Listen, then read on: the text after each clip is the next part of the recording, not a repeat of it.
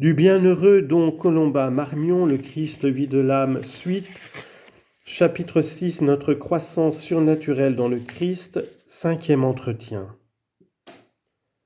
Un semblable échange de services existe entre les vertus morales acquises et infuses et la charité. Je vous disais que celle-ci est un trésor exposé à se perdre par toute faute grave, aux vertus morales de la protéger. Elles sont les gardes de l'amour. Par ces vertus, l'âme écarte les fautes mortelles qui menacent l'existence de la charité et les fautes vénielles qui conduisent au péché grave.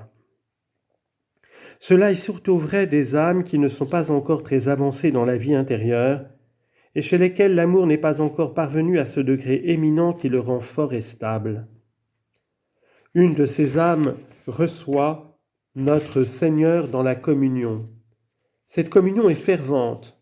L'âme est à cet instant pleine d'amour. Mais si dans la journée cette âme est sollicitée par une tentation des sens, il faut que la vertu morale de tempérance l'incline à la résistance.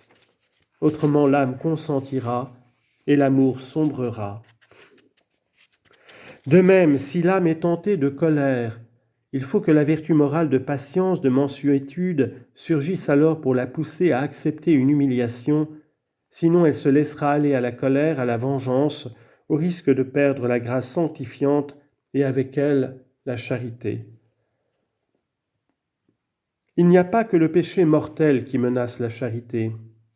Toute faute vénielle d'habitude non combattue, comme je l'ai dit plus haut, devient un danger pour elle, parce que ces fautes exposent l'âme à des chutes graves. Or, pour combattre ces fautes vénielles délibérées ou d'habitude, il faut l'exercice des vertus morales qui nous font résister aux multiples sollicitations de la concupiscence. Notre volonté est affaiblie depuis le péché originel. Elle est d'une grande flexibilité, et elle penche aisément vers le mal. Pour qu'elle penche vers le bien, il lui faut une force. Cette force, c'est la vertu, c'est une habitude qui incline constamment l'âme vers le bien. C'est un fait d'expérience que nous agissons presque toujours, sinon toujours, dans le sens de nos habitudes. D'une habitude, surtout non combattue, jaillissent sans cesse, comme d'un foyer ardent, des étincelles. Une âme qui a le vice d'orgueil commettra constamment, si elle ne le combat pas, des actes d'orgueil et de vanité. De même pour les vertus, ce sont des habitudes d'où naissent sans cesse des actes qui y correspondent. Les vertus morales acquises et infuses servent donc principalement à écarter de l'âme tous les obstacles qui nous arrêtent dans notre marche vers Dieu. Elles nous aident à user des moyens qui nous sont nécessaires pour remplir nos diverses obligations de la vertu morale, et ainsi elles sauvegardent en nous l'existence de la charité. Tel est le service que les vertus morales doivent rendre à la charité. En retour, la charité, surtout là où elle est puissante et ardente, couronne, comme je l'ai dit, les autres vertus, en leur donnant un éclat particulier et en leur ajoutant un nouveau mérite.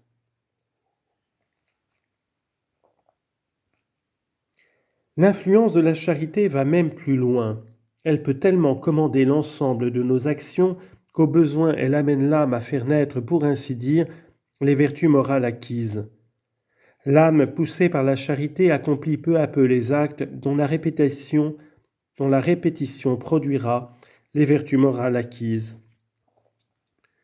Le motif vient alors de la charité, mais celle-ci ne peut exercer tous les actes de toutes les vertus. À chaque faculté revienne son rôle propre et son exercice spécial. C'est ce qui arrive aux âmes avancées dans la vie divine. Dans ces âmes, la charité est parvenue à une grande perfection. Elle n'est pas seulement sur les lèvres et dans le cœur, mais elle se traduit par les œuvres. Si nous aimons véritablement Dieu, nous garderons ses commandements. Si diligitis me mandata mea servate. Jean 14, 15. L'amour affectif est nécessaire pour la perfection de la charité. Quand nous aimons quelqu'un, nous le louons, nous l'exaltons, nous nous réjouissons des qualités qu'il possède. L'âme qui aime Dieu se complaît dans ses infinies perfections. Elles répètent constamment comme le psalmiste « Qui est semblable à vous, ô mon Dieu ? Ô Seigneur, que votre nom écrit sur toutes vos œuvres est digne d'admiration. » Psaume 76, verset 14 et psaume 8, verset 2. Elle se livre avec ardeur au chant de la gloire de Dieu. De son cœur la louange monte à ses lèvres. Cantare amantis est. Chanter est le propre de l'amant. Citation de saint Augustin. C'est parce qu'ils aimaient que saint François d'Assise a composé ces admirables cantiques et sainte Thérèse écrit ces brûlantes exclamations. Mais cela suffit-il ? Non. Pour être parfait, l'amour doit se traduire par les actes. L'amour affectif doit se prolonger dans l'amour effectif qui embrasse le bon plaisir divin et s'y livre tout entier. C'est la vraie marque de l'amour. On lit en note. Nous avons deux principaux exercices de notre amour envers Dieu, l'un affectif, l'autre effectif. Par celui-là, nous affectionnons Dieu et ceux qui l'affectionnent. Par celui-ci, nous servons Dieu et faisons ce qu'il ordonne. L'un nous fait plaire en Dieu, l'autre nous fait plaire à Dieu. Citation de saint François de Sales au traité de l'amour de Dieu, livre 1, chapitre 4e partie, chapitre 1. Fin de note. Et quand cet amour est ardent, qu'il est bien ancré dans l'âme, il commande alors toutes les autres vertus, toutes les bonnes œuvres, il est souverain parce qu'il est puissant, il incline sans cesse la volonté vers le bien, vers Dieu.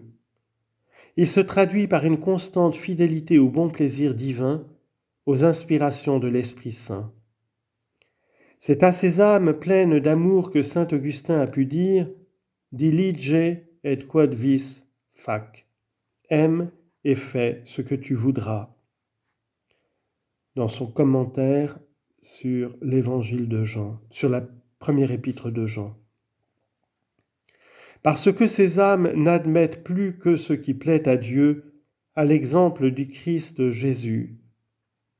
Elles peuvent dire « Quae placitas sunt ei facio semper » « Je fais toujours ce qui est agréable à mon Père des cieux. » C'est la perfection.